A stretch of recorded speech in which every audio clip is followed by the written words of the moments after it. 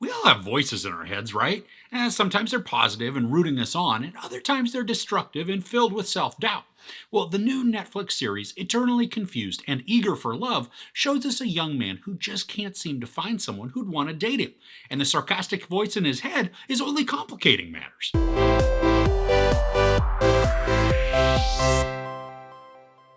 Often misguided by a cheeky imaginary wizard, an awkward and lonely young man struggles to get out of his own way in his quest for love. So this had been on my list to check out, but then my friend Ruben from the Ruby Tuesday told me about the first episode, and it made me want to watch even more. The story follows Ray, this young man in Mumbai.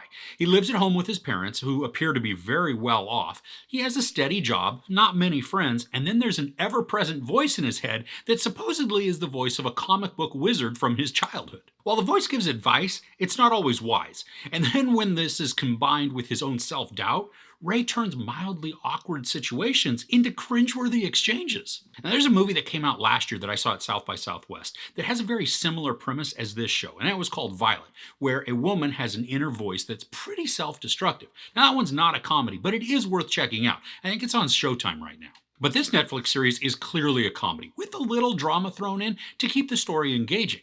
Now, it's 8 episodes and they are short. They range from 20 to 30 minutes each, and I laughed out loud during every single episode. Now, not deep belly laughs, but some of those quick snorts and then chuckles. The voice of the wizard is awesomely sarcastic, and even mocking at times, but then there are also moments that are genuine and compassionate. But the way the voice is edited into the sequences makes it so much fun. They're quick and witty retorts, and if you've ever had an argument with the voice in your head, this comes across as very relatable. At least in the execution, if not necessarily the content. At its center, the show is a love story of sorts.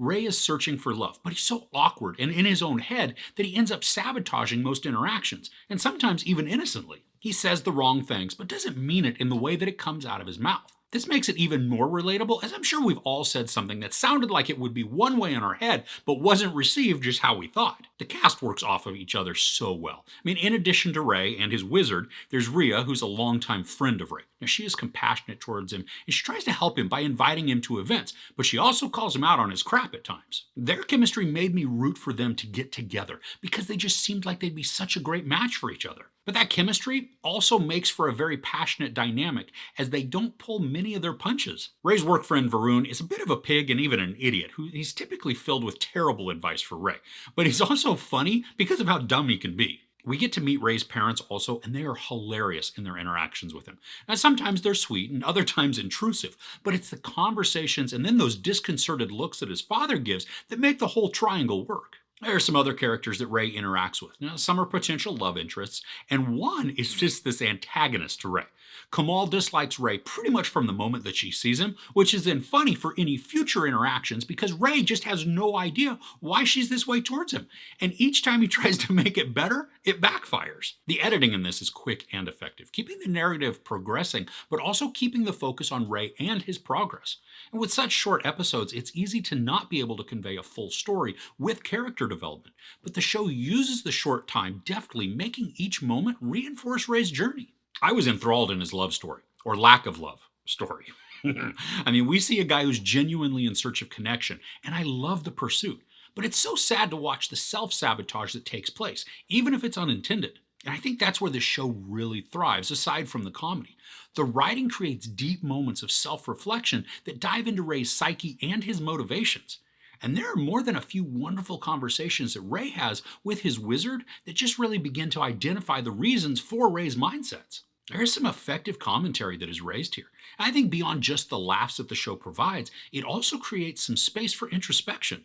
And while it's not providing years and years of psychotherapy in these 20-minute segments, if you've ever struggled with self-doubt or even self-deprecating thoughts, this might help you confront some of those behaviors. And it's all accomplished in a non-threatening and even non-judgmental way. At least to us as the audience. The wizard is pretty forthright and direct with Ray, and he calls him out pretty bluntly, which again is often very funny. I like that many of the episodes pick up right where the previous one left off. They're cohesive and they flow well, and I personally couldn't hit the next episode button fast enough.